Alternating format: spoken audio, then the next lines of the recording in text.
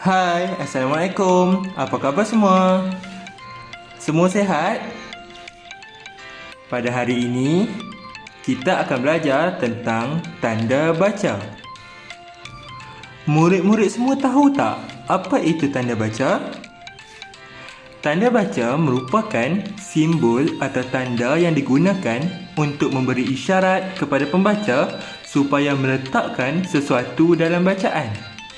Tanda baca diletakkan di tempat tertentu dalam ayat berdasarkan tujuan dan kesesuaiannya. Sekarang, mari kita lihat tanda baca yang pertama, iaitu tanda noktah atau titik.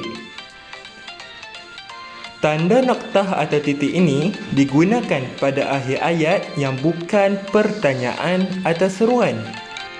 Tanda ini digunakan juga pada akhir singkatan nama orang seperti P. Ramlee, Abdul dan Mat. Selain itu, tanda noktah ini juga digunakan pada singkatan gelaran seperti Yang Amat Berhormat dan Doktor. Akhir sekali, tanda noktah atau titik ini juga digunakan untuk menunjukkan angka perpuluhan seperti 3.2 atau 4.5. Seterusnya, tanda koma. Tanda koma ini digunakan untuk menyambung ayat. Contohnya, pada suatu hari saya pergi ke bandar. Selain itu, tanda koma ini juga digunakan untuk memisahkan benda-benda yang sama jenis. Contohnya, ibu membeli ikan, udang dan daging. Tanda koma juga digunakan selepas penanda wacana dan juga digunakan selepas kata seru.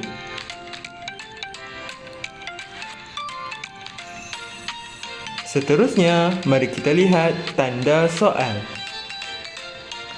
Tanda soal digunakan pada akhir ayat yang berunsurkan pertanyaan atau persoalan. Ianya berfungsi bagi menggantikan titik. Contoh, siapakah nama kamu? Tanda soal juga digunakan di antara tanda kurung bagi menyatakan bahagian ayat yang disangsikan atau yang kurang dapat dibuktikan kebenarannya. Contoh, dia dilahirkan pada tahun 1891 dalam kurungan tanda soal. Tanda ini merujuk tak pasti. Tanda seru. Tanda seru digunakan pada akhir ungkapan seruan, iaitu dalam ayat seru. Contoh, wah, cantiknya pemandangan ini. Aduh, sakitnya kaki saya. Seterusnya, mari kita lihat pula pada tanda sempang. Tanda sempang digunakan dalam ayat bagi mewakili gandaan atau menunjukkan banyak. Contohnya, buku-buku, sekolah-sekolah. Selain itu, tanda sempang juga digunakan ketika menulis kata sendi nama ke dengan angka. Contohnya, ke-7 dan ke-21. Seterusnya, tanda sempang juga digunakan apabila imbuhan bergabung dengan kata nama khas. Contohnya, rahmatnya dan anti Amerika. Akhir sekali, tanda sempang juga digunakan untuk menulis tahun dengan akhiran an.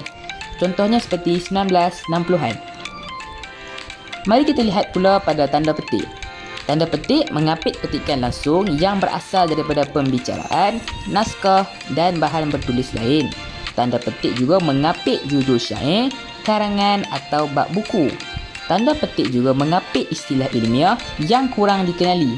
Bukan itu sahaja, tanda petik juga menjadi penutup mengikut tanda baca yang mengakhiri petikan langsung. Tanda petik tunggal. Tanda petik tunggal digunakan dalam ungkapan atau kalimat yang sudah diapit tanda petik. Contohnya, engkau dengar bunyi kering tadi? Mengapit tanda petik tunggal juga digunakan untuk mengapit terjemahan atau penjelasan sesuatu ungkapan asing.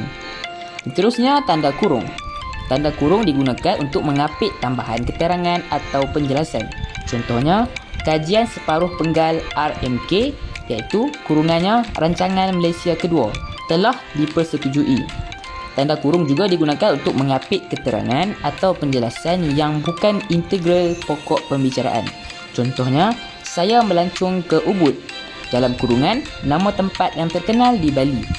Seterusnya, tanda kurung juga digunakan untuk mengapit angka atau huruf yang memperinci satu ciri keterangan.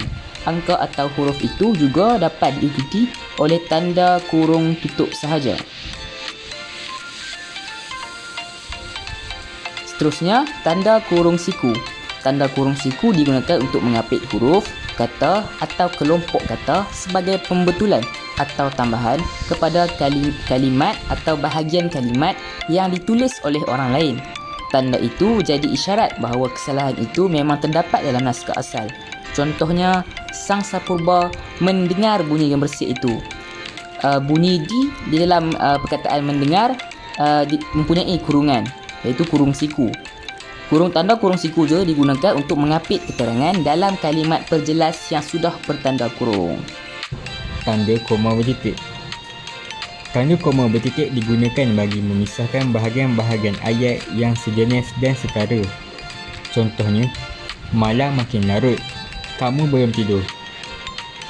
Tanda koma bertitik juga digunakan untuk memisahkan ayat yang setara dalam sesuatu ayat majmuk sebagai pengganti kata penghubung. Seterusnya, tanda titik bertindih. Tanda titik bertindih ini digunakan antara jilid atau nombor dengan halaman, di antara bab dengan ayat dalam kitab-kitab suci, atau di antara judul dengan anak judul sesuatu karangan. Bukan itu sahaja, tanda titik bertindih ini juga digunakan dalam teks drama. Selain itu, tanda elipsis. Tanda elipsis ini digunakan dalam ayat yang terputus. Contoh ayatnya, kalau begitu, marilah kita bergerak. Tanda elipsis ini juga menunjukkan bahawa dalam sesuatu petikan ada bahagian yang dihilangkan. Jika bahagian yang dihilangkan mengakhiri sesuatu kalimat, perlu ditandai dengan 4 titik. 3 struktur ayat yang dihilangkan, 1 titik notah. Akhir sekali, tanda garis miring. Tanda garis miring ini digunakan dalam penomboran kod surat. Contohnya, rujuk surat GBP palang SP palang 1634. Tanda garis miring ini juga digunakan sebagai pengganti kata dan atau per pada nombor alamat. Seterusnya, bagi mengukuhkan kefahaman kita semua berkaitan dengan tanda baca ini, marilah kita melakukan sedikit aktiviti berkaitan dengan tanda baca ini. Ini merupakan contoh latihannya.